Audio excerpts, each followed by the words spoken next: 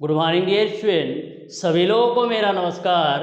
स्वागत करते हैं आप सभी का आपके अपने YouTube channel OD study point में। तो प्यारे दोस्तों, आज की क्लास में हम लोग स्टार्ट करेंगे फिजिक्स का एक नया चैप्टर, जिस चैप्टर का नाम है डियर स्टूडेंट विशिष्ट ऊष्मा एवं गुप्त ऊष्मा। आज की क्लास में डियर स्टूडेंट इस चैप्टर के बेसिक कॉन्सेप्ट व थ्योरी पार्ट को बहुत ही बेहतरीन तरीके से कवर करने वाले हैं।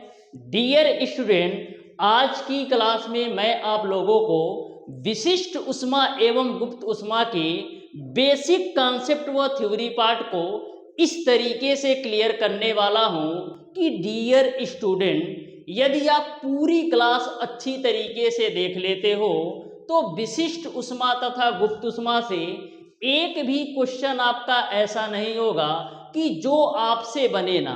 तो बहुत ही बेहतरीन तरीके से इस चैप्टर के बेसिक कॉन्सेप्ट व थ्योरी पार्ट को हम लोग पढ़ने वाले हैं।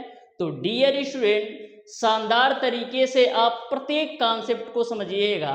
आज की क्लास में मैं आप लोगों को विशिष्ट ऊष्मा तथा गुप्त ऊष्मा के बेसिक कॉन्सेप्ट को बहुत ही शानदार तरीके से कवर करने वाला हूं। जैसा कि डियर स्टूडेंट आपको पता है कि कॉन्सेप्ट इज पावर। यदि आप किसी भी चैप्टर के कॉन्सेप्ट को अच्छी तरीके से समझ जाते हो तो उस चैप्टर पर आधारित किसी भी टाइप का किसी भी तरीके से क्वेश्चन पूछ लिया जाए, आप मैक्सिमम 5 से 10 सेकंड के अंदर कर सकते हो, चाहे किसी भी टाइप का क्वेश्चन पूछा जाए। तो डियर स्टूडेंट, बेसिक कॉन्सेप्ट व थ्योरी पार्ट को आज की क्लास में बहुत ही बेहतरीन तरीके से हम लोग कवर करने वाले हैं। क्लास स्टार्ट करने से पहले डियर स्टूडेंट, हमारी आपसे रिक्वेस्ट है, जो भी स्टूडेंट अभी तक हमारे चैनल ओडी स्टडी पॉइंट को सब्सक्राइब नहीं किए हैं, सब्सक्राइब जरूर कर लीजिएगा और बेल आइकन को भी प्रेस कर लीजिएगा, जिससे हमारी अपकमिंग आने वाली वीडियो का नोटिफिकेशन आपको मिलता रहे। तो चलिए डियर स्टूडेंट, हम लोग स्टार्ट करेंगे आज की क्लास को। क्लास स्टार्ट करने से पहले मैं आपको बता दूं डियर स्टूडेंट, हमारी डेली बेसिस पर क्लास होती है डियर स्टूडेंट, जिसमें हमारी जो फिजिक्स की क्लास होती है डेली सुबह के 10 बजे होती है और जो मैथ की क्लास होती है डेली शाम के 4 बजे होती है।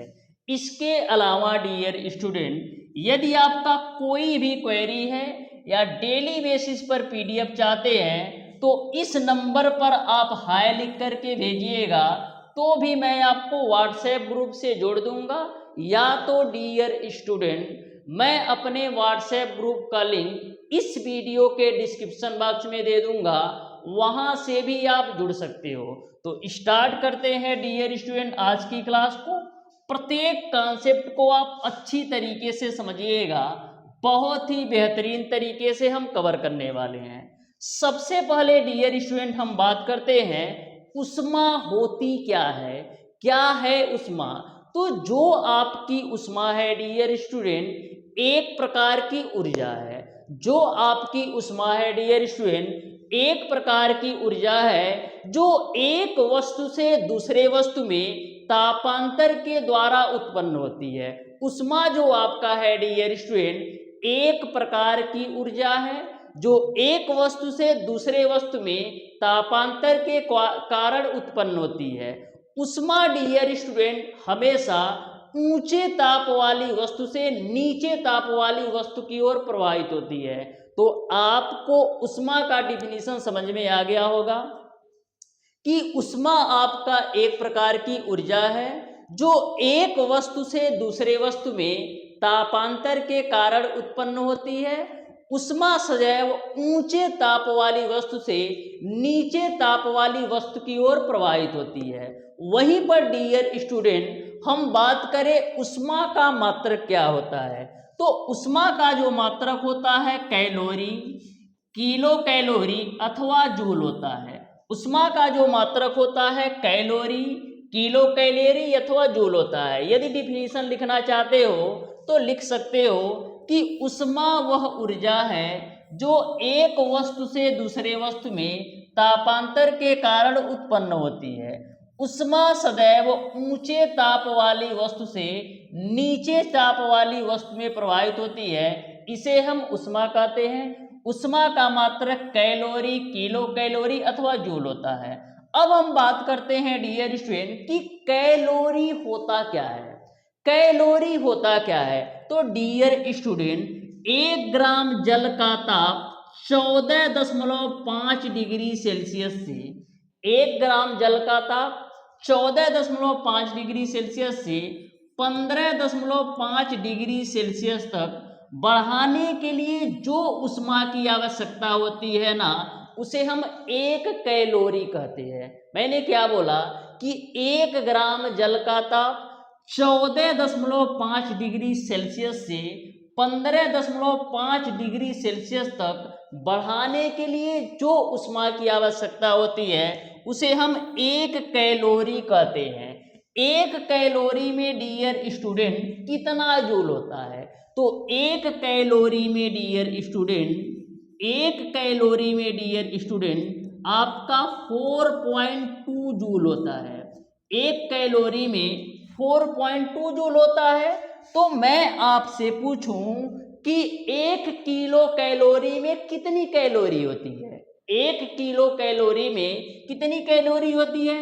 तो ध्यान से लिख लो, 1 किलो कैलोरी में, 1 किलो कैलोरी में डियर स्टूडेंट आपका 1000 कैलोरी होती है। 1 किलो कैलोरी में आपका 1000 कैलोरी होती है। अब इसको यदि जूल में बदलना है, यानी 1000 कैलोरी को भी जूल में बदलना है, तो क्या करोगे? इसी में 4.2 से गुणा कर दो, तो 4.2 गुणे 1000 जूल हो जाएगा, जिसको हम क्या लिख सकते हैं? 4.2 गुणे 10⁻³ जूल के रूप में। तो ध्यान में रखिएगा कि 1 किलो कैलोरी की जो वैल्यू होती है वो आपका 4.2 गुणे 10⁻³ जूल के बराबर होता है, और 1 कैलोरी की जो वैल्यू होती है वो आपका 4.2 जूल के बराबर होता है।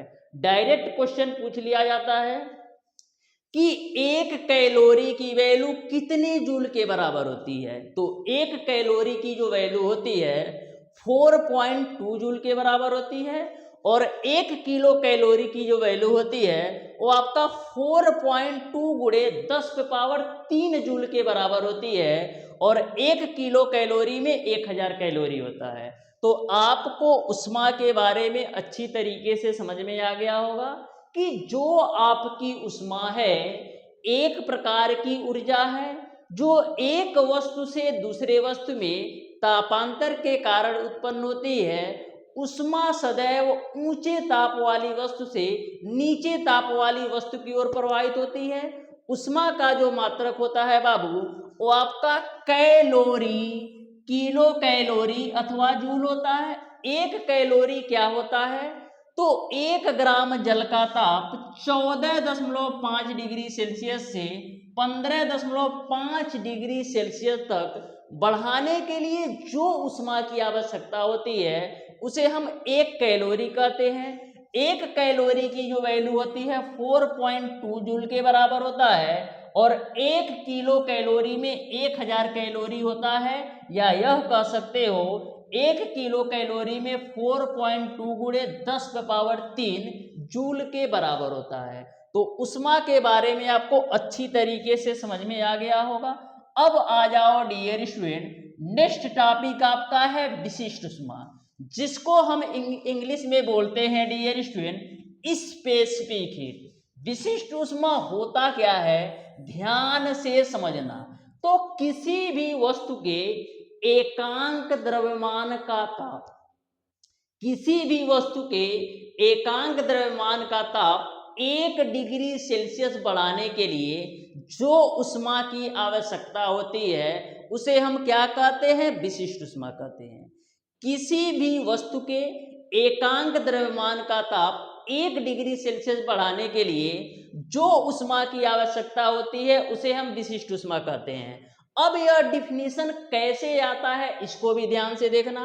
मैंने मान लिया डियर स्टूडेंट कि यम द्रव्यमान की कोई आपकी वस्तु है, यम द्रव्यमान की कोई आपकी वस्तु है जिसका ताप जो है m द्रव्यमान की कोई आपकी वस्तु है जिसका ताप डेल्टा टी तक बढ़ाने के लिए, मैंने क्या बोला, m द्रव्यमान की कोई वस्तु है जिसका ताप डेल्टा टी तक बढ़ाने के लिए यदि हमको Q उष्मा की आवश्यकता हो, डेल्टा टी तक ताप बढ़ाने के लिए यदि हमको Q उष्मा की आवश्यकता हो, तो ऐसे कंडीशन में विशिष्ट उष्मा S बराबर आपका होता है Q अपान M इंटू का डेल्टा टी।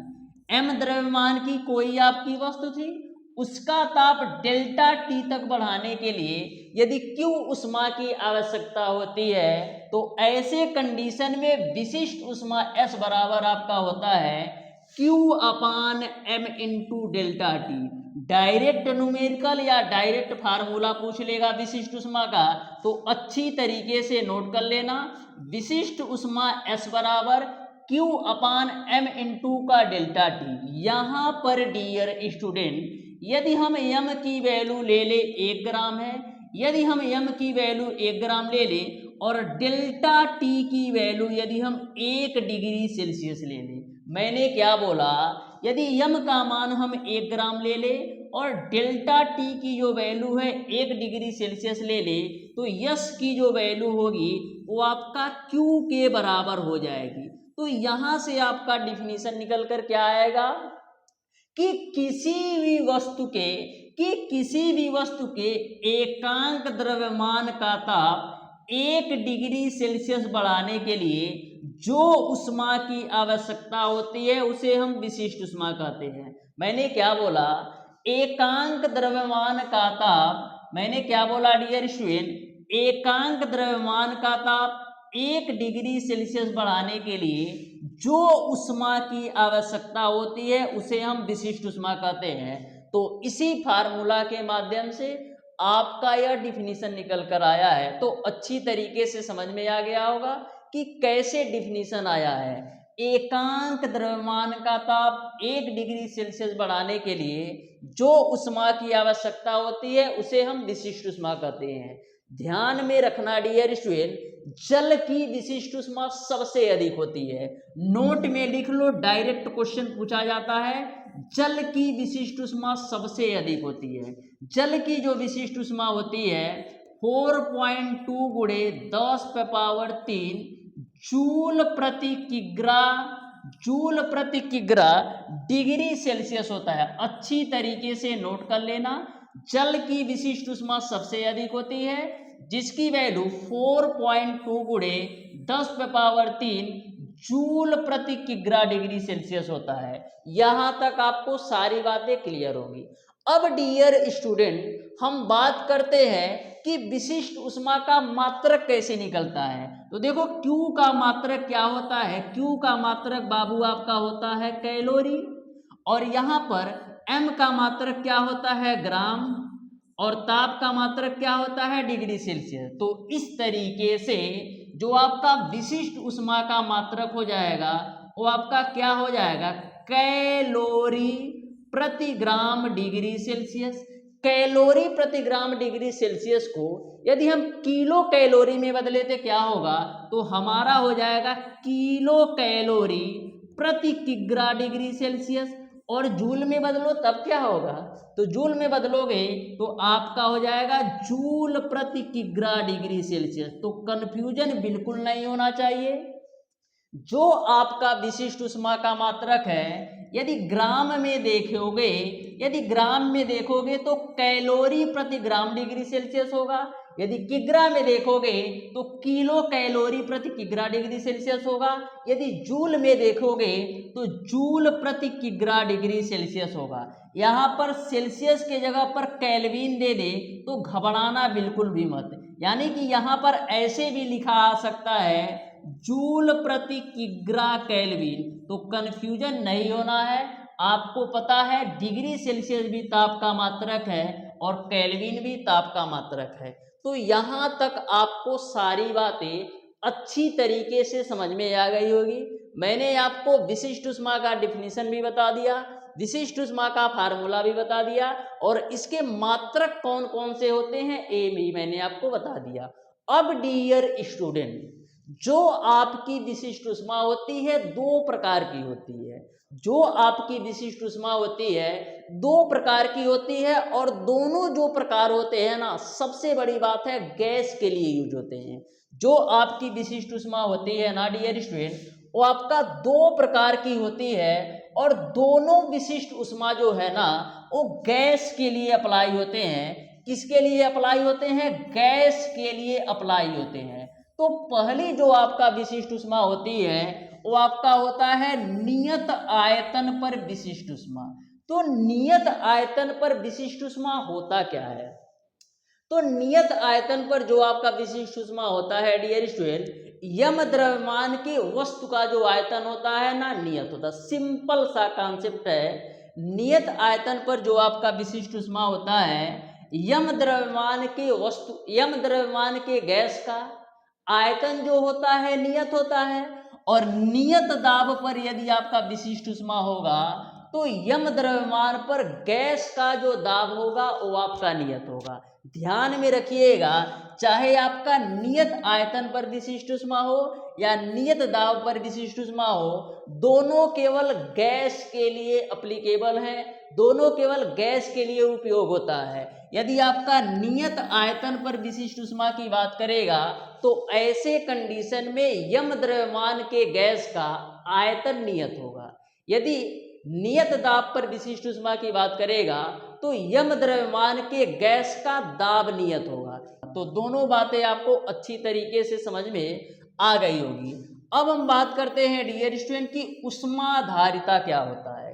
ऊष्माधारिता क्या होता है ये भी आप अच्छी तरीके से नोट कर लेना कि जो आपका नियत आयतन पर विशिष्ट ऊष्मा होती है इसको हम एसवी से डिनोट करते हैं। नियत आयतन पर विशिष्ट ऊष्मा को एसवी से, और नियत दाब पर जो विशिष्ट ऊष्मा होता है इसको हम एसपी से डिनोट करते हैं, क्योंकि प्रेशर का मतलब दाब होता है और वॉल्यूम का मतलब आपका आयतन होता है। तो यदि नियत आयतन पर विशिष्ट ऊष्मा होगा तो उसको हम एसवी से डिनोट करेंगे, और नियत दाब पर विशिष्ट ऊष्मा होगा तो उसको हम एसपी से डिनोट करेंगे। ठीक है, यहाँ तक आपको क्लियर है। हम बात करते हैं डियर स्टूडेंट की ऊष्माधारिता क्या होती है, थर्मल कैपेसिटी क्या होती है। तो देखो, किसी भी वस्तु के कुल मात्रा का ताप, किसी भी वस्तु के कुल मात्रा का ताप 1 डिग्री सेल्सियस बढ़ाने के लिए जो ऊष्मा की आवश्यकता होती है उसे हम ऊष्माधारिता कहते हैं। किसी भी वस्तु के कुल मात्रा का ताप 1 डिग्री सेल्सियस बढ़ाने के लिए जो ऊष्मा की आवश्यकता होती है उसे हम ऊष्माधारिता कहते हैं। ऊष्माधारिता बराबर क्या होता है? द्रव्यमान गुणे विशिष्ट ऊष्मा। ऊष्माधारिता बराबर क्या होता है? द्रव्यमान गुणे विशिष्ट ऊष्मा। डायरेक्ट कभी कभी क्वेश्चन पूछ लिया जाता है, शायद एक क्वेश्चन पूछा भी है कि ऊष्माधारिता और विशिष्ट ऊष्मा में संबंध क्या होता है। तो ध्यान में रखिएगा, ऊष्माधारिता बराबर आपका होता है द्रव्यमान गुणे विशिष्ट ऊष्मा। यहाँ पर यदि हम बात करें, यहाँ पर यदि हम बात करें कि ऊष्माधारिता का यूनिट क्या होगा, मात्रक क्या होगा, तो द्रव्यमान का मात्रक ग्राम हो जाएगा, और विशिष्ट ऊष्मा का मात्रक अभी आपने पढ़ा है क्या होता है, विशिष्ट ऊष्मा का मात्रक अभी आपने पढ़ा है कैलोरी प्रति ग्राम डिग्री सेल्सियस। तो ग्राम से ग्राम को कैंसिल कर दो तो मिल जाएगा आपको कैलोरी, कैलोरी प्रति डिग्री सेल्सियस। ये आपका ऊष्माधारिता का मात्रक हो गया, कैलोरी प्रति डिग्री सेल्सियस। इसको और क्या लिख सकते हो? इसको हम और लिख सकते हैं डियर स्टूडेंट किलो कैलोरी प्रति डिग्री सेल्सियस, और क्या लिख सकते हो? जूल प्रति केल्विन के रूप में। तो तीनों मात्रक को आप अच्छी तरीके से ध्यान में रखना कि ऊष्माधारिता का मात्रक जो होता है वो आपका कैलोरी प्रति डिग्री सेल्सियस या किलो कैलोरी प्रति डिग्री सेल्सियस या जूल प्रति केल्विन होता है। आपको कंफ्यूजन बिल्कुल नहीं होना चाहिए, यहां तक सारी बातें क्लियर है। अब आगे आ जाओ डियर स्टूडेंट, अब आगे आ जाओ, गोली ऊष्माधारिता क्या होता है। तो ध्यान में रखिएगा, जो आपकी गोली ऊष्माधारिता है ना, ये भी आपका केवल गैस के लिए एप्लीकेबल है। जो आपका गोली ऊष्माधारिता है ना, ये भी आपका गैस के लिए एप्लीकेबल है। इस बात को आप अच्छी तरीके से ध्यान में रखिएगा। यहाँ पर देखो डिफिनीशन क्या लिखा है, किसी गैस के 1 मोल की ऊष्माधारिता को गोली ऊष्माधारिता कहते हैं। यानी किसी भी गैस के 1 मोल की ऊष्माधारिता को हम गोली ऊष्माधारिता कहते हैं। बस इतना सा आपको ध्यान में रखना है कि किसी भी गैस के 1 मोल की ऊष्माधारिता को हम गोली ऊष्माधारिता कहते हैं। और गोली ऊष्माधारिता को डियर स्टूडेंट हम लोग C से निरूपित करते हैं। गोली ऊष्माधारिता को हम किससे निरूपित करते हैं? C से निरूपित करते हैं। अब डियर स्टूडेंट बात ये आती है कि गोली ऊष्माधारिता का मात्रक क्या होगा। गोली ऊष्माधारिता का मात्रक क्या होगा? तो आपने पढ़ा है कि जो विशिष्ट ऊष्मा का मात्रक होता है, आपने क्या पढ़ा है कि जो आपका विशिष्ट ऊष्मा का मात्रक होता है वो क्या होता है? विशिष्ट ऊष्मा का मात्रक आपने पढ़ा है डियर स्टूडेंट कि आपका होता है कैलोरी प्रति ग्राम डिग्री सेल्सियस। ये आपने पढ़ा है कि विशिष्ट ऊष्मा का जो मात्रक होता है कैलोरी प्रति ग्राम डिग्री सेल्सियस। लेकिन वहां पर विशिष्ट ऊष्मा में क्या बोला था मैंने? किसी भी वस्तु के एकांक द्रव्यमान का था। यानी विशिष्ट ऊष्मा में किसी भी वस्तु के द्रव्यमान की बात की जा रही थी। विशिष्ट ऊष्मा में किसी भी वस्तु के द्रव्यमान की बात की जा रही थी, लेकिन गोली ऊष्माधारिता में डियर स्टूडेंट मोल की बात की जा रही थी। तो ऐसे कंडीशन में गोली ऊष्माधारिता का जो मात्रक हो जाता है वो आपका क्या हो जाएगा? वो आपका हो जाएगा कैलोरी प्रति मोल डिग्री सेल्सियस। तो दोनों में अंतर क्या है? दोनों में अंतर सिर्फ इतना है कि जहां पर आप विशिष्ट ऊष्मा में ग्राम का यूज कर रहे थे वहीं पर गोली ऊष्माधारिता में मोल का यूज करना। बस सिंगल सा अंतर है कि जहां पर आप विशिष्ट ऊष्मा में ग्राम का यूज कर रहे थे वहीं पर गोली ऊष्माधारिता में आपको मोल का यूज करना है। बस उसी प्रकार से और क्या मात्रक हो सकता है? और इसका मात्रक हो सकता है डियर स्टूडेंट किलो कैलोरी प्रति मोल डिग्री सेल्सियस। तो आपको कंफ्यूजन बिल्कुल नहीं होना है।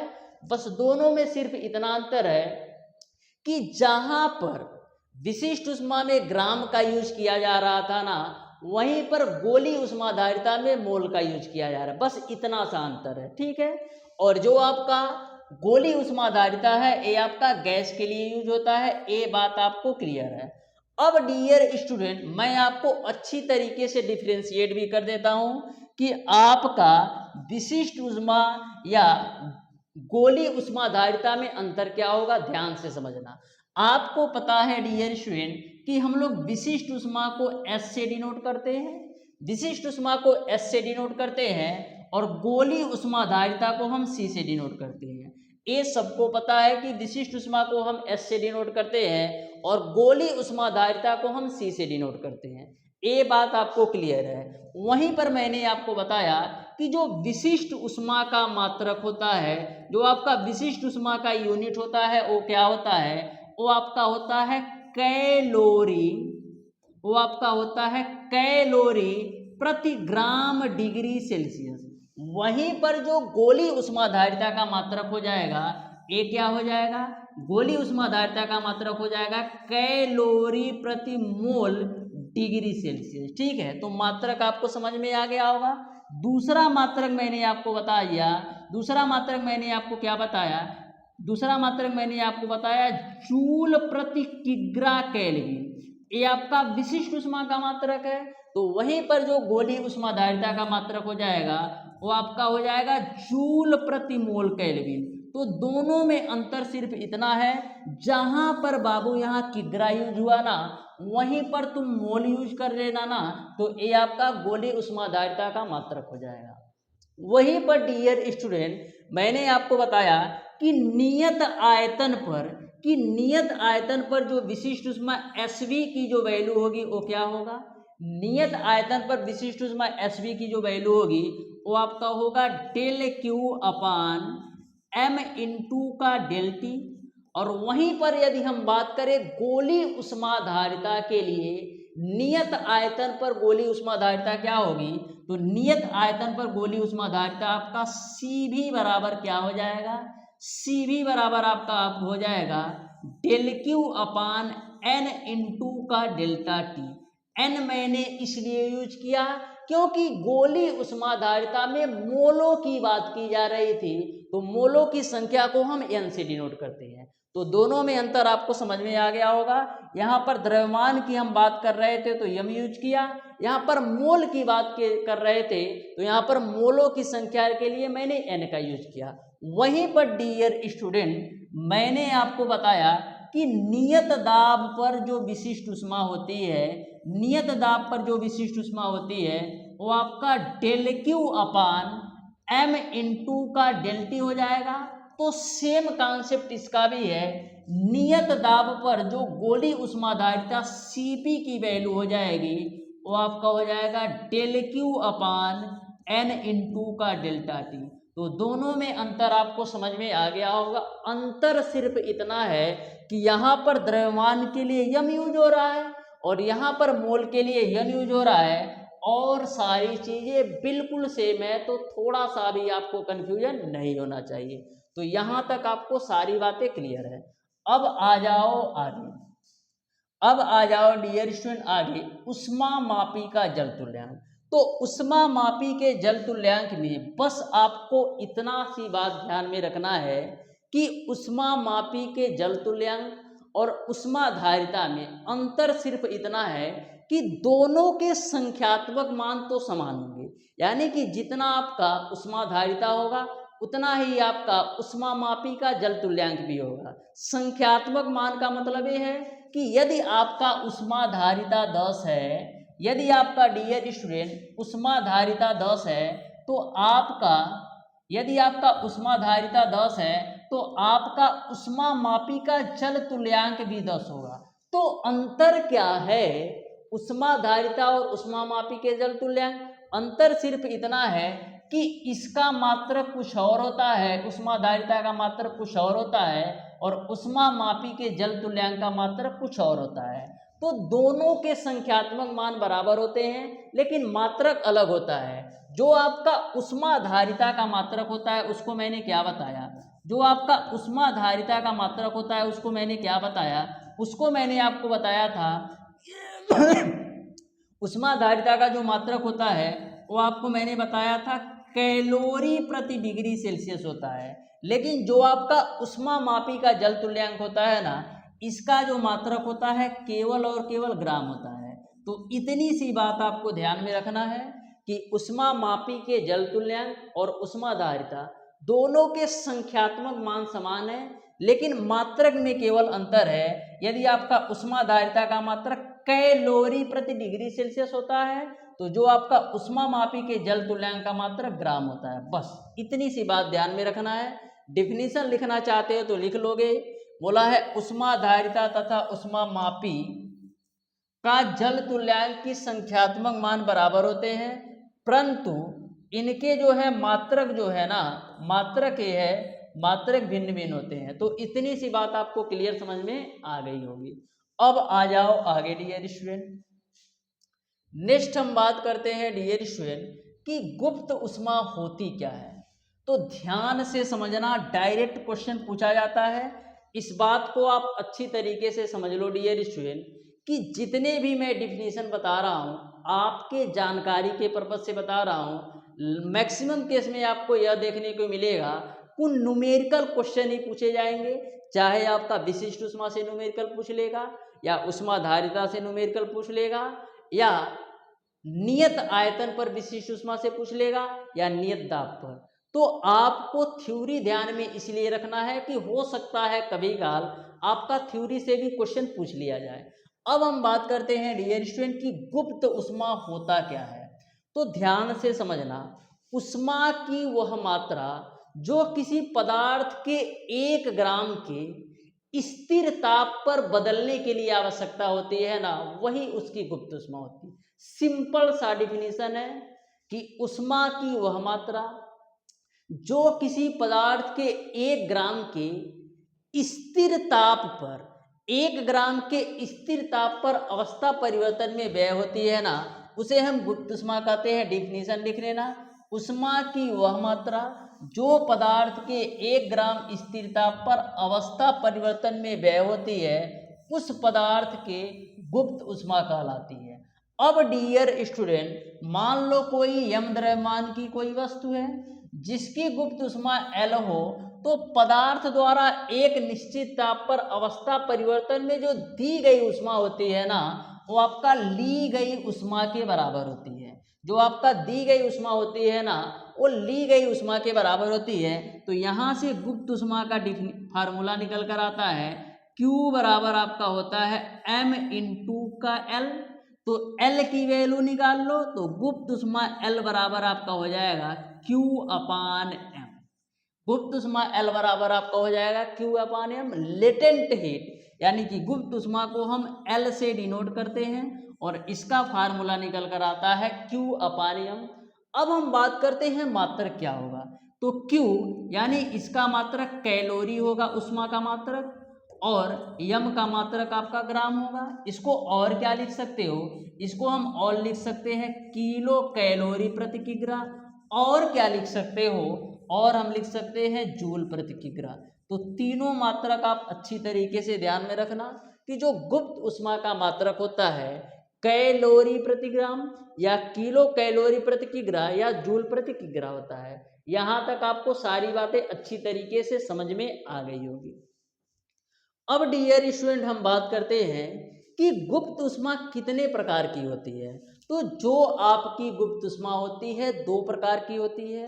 एक आपका होता है वाष्पन की गुप्त उष्मा और दूसरा आपका होता है गलन की गुप्त उष्मा।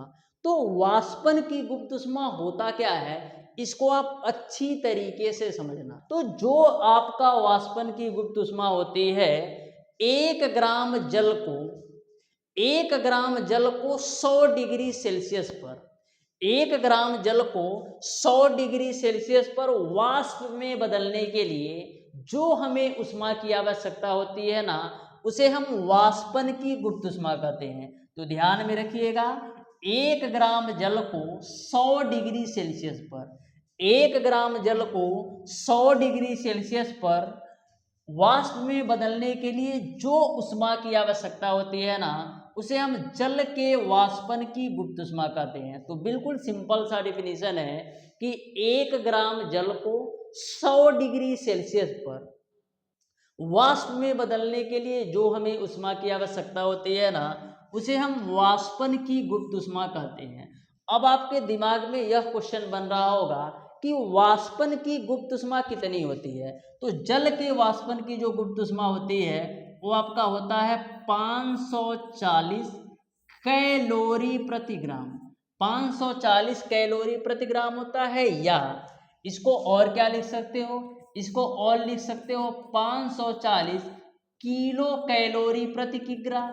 या किलो कैलोरी प्रति किग्रा को जूल में बदलना है तब क्या करोगे, किलो कैलोरी प्रति किग्रा को जूल में बदलना है तब क्या करोगे, इसी में 4.2 से गुणा करो। तो 540 में तुम 4.2 से गुणा करो, 540 में 4.2 से गुणा करोगे, ये आपका होता है 2.268 गुणे 10⁻³ जूल प्रति किग्रा होता है। तो तीनों बातें आपको ध्यान में रखना है कि जो आपका वाष्पन की गुप्त उष्मा होती है 540 कैलोरी प्रति ग्राम या 540 किलो कैलोरी प्रति किग्रा, या जूल में बोलोगे तो 2.268 गुणे 10⁻³ जूल प्रति किग्रा होता है। तो वाष्पन की गुप्त उष्मा आपको समझ में आ गया होगा। अब हम बात करते हैं गलन की गुप्त उष्मा होती क्या है। गलन की गुप्त उष्मा होती क्या है, तो 0 डिग्री सेल्सियस ताप पर 1 ग्राम बर्फ को 0 डिग्री सेल्सियस ताप पर 1 ग्राम बर्फ को जल में बदलने के लिए जो हमें उष्मा की आवश्यकता होती है ना, उसे हम गलन की गुप्त उष्मा कहते हैं। 0 डिग्री सेल्सियस ताप पर 1 ग्राम बर्फ को जल में बदलने के लिए जो हमें उष्मा की आवश्यकता होती है ना, उसे हम क्या कहते हैं, गलन की गुप्त उष्मा कहते हैं। जो गलन की गुप्त उष्मा होती है डियर स्टूडेंट, वो आपका होता है 80 कैलोरी प्रति ग्राम, या यह कह सकते हो 80 किलो कैलोरी प्रति किग्रा होता है। अब 80 किलो कैलोरी प्रति किग्रा को जूल में बदल के बताना क्या होगा, ये आपके लिए होमवर्क है कि 80 किलो कैलोरी प्रति किग्रा को जूल में बदल के बताना कि कितनी वैल्यू आएगी इसका जूल प्रति किग्रा में, तो इसका मान आप लोग को बताना है। ठीक है, यहाँ तक आपको क्लियर है। तो आपको गुप्त ऊष्मा के बारे में समझ में आ गया होगा कि जो आपकी गुप्त ऊष्मा होती है दो प्रकार की होती है। पहला आपका होता है वाष्पन की गुप्त ऊष्मा और दूसरा आपका होता है गलन की गुप्त ऊष्मा। वाष्पन की गुप्त ऊष्मा होती क्या है, तो 1 ग्राम जल का ताप 100 डिग्री सेल्सियस बढ़ाने के लिए जो हमें ऊष्मा की आवश्यकता होती है ना, उसे हम वाष्पन की गुप्त ऊष्मा कहते हैं। और गलन की गुप्त ऊष्मा होती क्या है, तो 0 डिग्री सेल्सियस पर 1 ग्राम बर्फ को जल में बदलने के लिए जो हमें ऊष्मा की आवश्यकता होती है ना, इसे हम गलन की गुप्त ऊष्मा कहते हैं। जो आपका वाष्पन की गुप्त ऊष्मा होती है ये आपका 540 कैलोरी प्रति ग्राम होती है या 540 किलो कैलोरी प्रति किग्रा होती है। जूल में बदलोगे तो 2.268 गुणे 10⁻³ जूल प्रति किग्रा होता है। वहीं पर जो गलन की गुप्त ऊष्मा होती है 80 कैलोरी प्रति ग्राम होता है या 80 किलो कैलोरी प्रति किग्रा होता है। यहाँ तक आपको सारी बातें क्लियर समझ में आ गई होगी।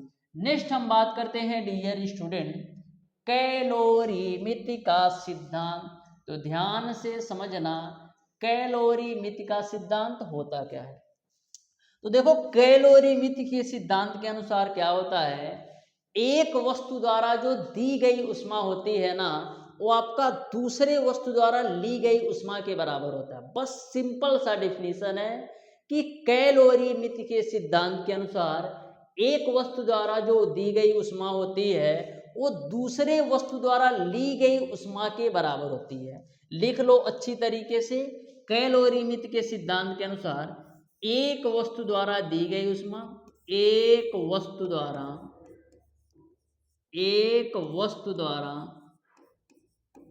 दी गई ऊष्मा, एक वस्तु द्वारा दी गई ऊष्मा जो होती है वो आपका किसके बराबर होती है, दूसरी वस्तु द्वारा ली गई ऊष्मा के बराबर होती है।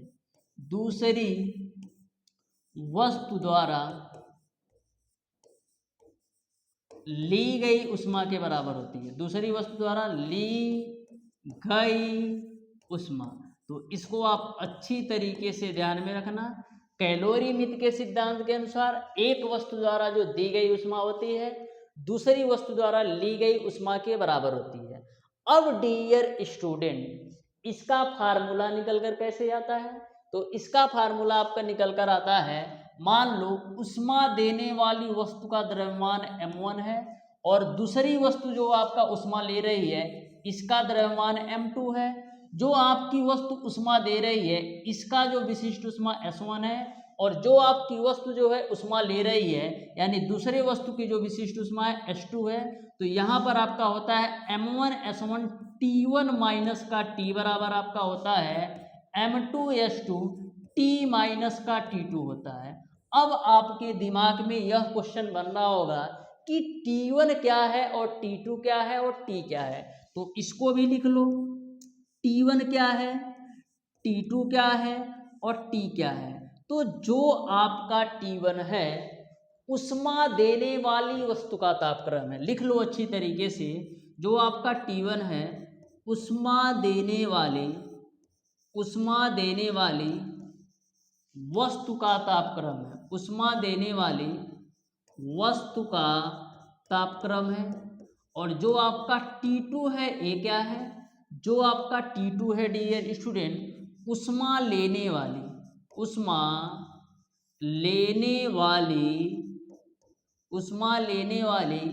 वस्तु का तापक्रम है। तो अच्छी तरीके से नोट कर लो। इस पे मैक्सिमम केस में आपसे क्वेश्चन ही पूछेगा न्यूमेरिकल, तो इसको आप अच्छी तरीके से पता होना चाहिए। जो T है ये आपका मिश्रण का तापक्रम है। क्या है, मिश्रण का तापक्रम है। तो अच्छी तरीके से आपको समझ में आ गया होगा कि आपका कैलोरीमिति का सिद्धांत होता क्या है। तो कैलोरीमिति के सिद्धांत के अनुसार एक वस्तु द्वारा जो दी गई ऊष्मा होती है दूसरी वस्तु द्वारा ली गई ऊष्मा के बराबर होती है। यहाँ पर आपका एक फार्मूला निकल कर आता है। जो फार्मूला आपका बन जाता है dear student, M1S1 T1 minus T बराबर M2S2 T माइनस का T2। तो अच्छी तरीके से नोट कर लेना, डायरेक्ट न्यूमेरिकल क्वेश्चन पूछेगा। T1 जो है उष्मा देने वाली वस्तु का तापक्रम है, T2 जो आपका है उष्मा लेने वाली वस्तु का तापक्रम है, और जो T है मिश्रण का तापक्रम है। यहाँ तक सारी बातें क्लियर है। अब आ जाओ डियर स्टूडेंट, हम आपेक्षिक आर्द्रता की बात करते हैं। किसकी बात करते हैं? आपेक्षिक आर्द्रता की। तो इसके लिए आप डायरेक्ट जो है ना, इसका फार्मूला अच्छी तरीके से याद कर लो, और कोई इसका कोई रोल मॉडल नहीं है, आपको डायरेक्ट जो है ना इसका फार्मूला याद कर लेना है। तो देखो, आपेक्षिक आर्द्रता बराबर क्या होता है, T डिग्री सेल्सियस के किसी आयतन में उपस्थित वाष्प का द्रव्यमान गुणे 100, नीचे में बट्टे है T डिग्री सेल्सियस पर वायु के उसी आयतन को संतृप्त करने के लिए आवश्यक वाष्प का द्रव्यमान। तो अच्छी तरीके से 2 से 3 बार लिखोगे ना तो याद हो जाएगा कि आपेक्षिक आर्द्रता बराबर क्या होता है।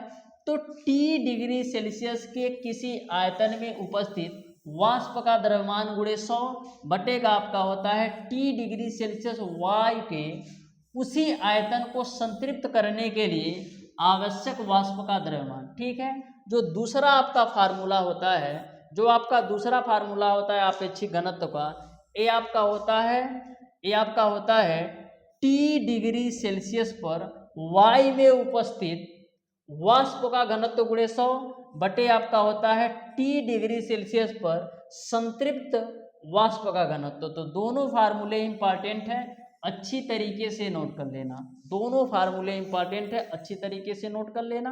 वहीं पर जो तीसरा फार्मूला होता है आपेक्षिक घनत्व का, T डिग्री सेल्सियस पर वायु में उपस्थित T डिग्री सेल्सियस पर वायु में उपस्थित वाष्प दाब गुणे 100, और नीचे आपका आ जाएगा T डिग्री सेल्सियस पर संतृप्त वाष्प दाब। यहीं पर कभी कभी ओसांग के लिए पूछ लेता है, तो ओसांग के लिए जब पूछेगा ना तो कुछ नहीं होगा, जो आपका T डिग्री सेल्सियस पर वायु है ना, ये आपका ओसांक हो जाएगा, यानी आपका हो जाएगा ओसांक में उपस्थित वाष्प दाब गुणे 100, नीचे में बट्टे का T डिग्री सेल्सियस पर संतृप्त वाष्प दाब।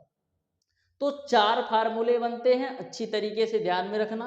पहला फार्मूला तो डायरेक्ट है, दूसरा भी फार्मूला डायरेक्ट याद करना है, तीसरा भी याद करना है। लेकिन जब ओसांक के लिए पूछेगा ना तो आपका फार्मूला बनेगा ओसांक में उपस्थित वाष्प दाब गुणे 100 बटेगा T डिग्री सेल्सियस पर संतृप्त वाष्प दाब। तो इस तरीके से डियर स्टूडेंट, आज की क्लास में मैंने आप लोगों को विशिष्ट ऊष्मा तथा गुप्त ऊष्मा के सारे बेसिक कॉन्सेप्ट व थ्योरी पार्ट को बहुत ही बेहतरीन तरीके से कवर कराने का प्रयास किया है। फिर भी यदि आपको ऐसा लगता है कि कहीं से भी किसी भी टॉपिक में, किसी भी कॉन्सेप्ट में किसी भी प्रकार का डाउट और कन्फ्यूजन हो, तो आप हमें कमेंट बॉक्स में कमेंट करके जरूर बता देना। तो मिलते हैं डियर स्टूडेंट नेक्स्ट क्लास में, तब तक के लिए धन्यवाद।